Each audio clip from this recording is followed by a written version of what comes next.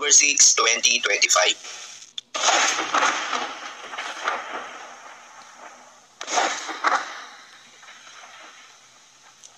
Sa kasalukuyan na tayong sa pag-asa, southwest monsoon o hanging habagat o yung hangin na nanggagaling sa may timog kanluran ang patuloy na nakakaapekto sa may western section ng Southern Luzon.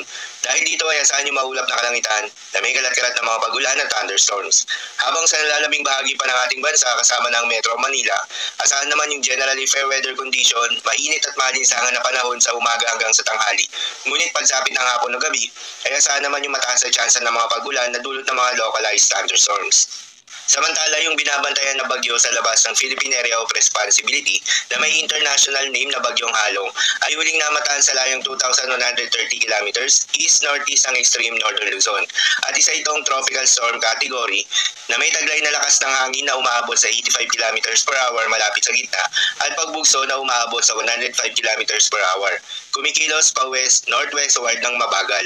Ang nasabing bagyo ay nananatiling malayo sa ating kalupaan at walang direktang epekto sa anumang bahagi ng ating bansa. Para sa magiging paggalaw nito, posibleng pumasok ito ng Philippine Area of Responsibility, maaaring hindi rin. Depende sa magiging interaction nito sa high pressure area. Kung sakaling pumasok naman ito ng Philippine Area of Responsibility, hindi naman ito nakikitaan na makakaapekto sa ating bansa. At dahil nakapasok nga ito ng Philippine Area of Responsibility, bibigyan pa rin ito ng local name na Bagyong Kidan.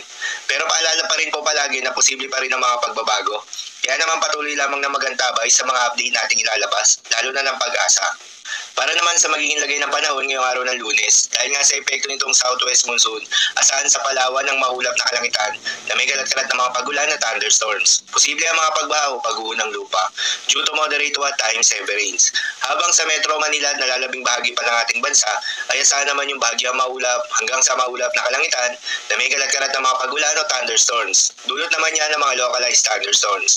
Posible rin ang mga pagbaha o pag-uho ng lupa during severe thunderstorms. Madalas nabobo ang mga thunderstorms na ito tuwing hapon o gabi na nagtatagal ng 1 hanggang 2 oras. Kaya naman ingat sa mga posibleng banta ng pagbaha at pag-uho ng lupa, lalong-lalo na sa mga lugar na inuulan na noong mga nakaraang araw pa. Para naman sa magiging lagay ng mga dagat baybayin, ayon sa pag-asa ay wala tayong nakataas na gale warning sa anumang seaboards ng ating bansa. Subalit pinag-iingat pa rin yung mga kababayan nating mangingisda at yung may mga maliliit na sasakyan pandagat na papalaot, lalo na sa may western seaboards ng northern at central Luzon, gayon din sa may northern seaboards ng northern Luzon, dahil inaasahan pa rin yung katamtaman hanggang sa malo na karagatan. Habang sa nalalabing seaboards ng ating bansa, ay asahan naman yung banayad hanggang sa katamtaman ng mga pag-alon. Salamat po.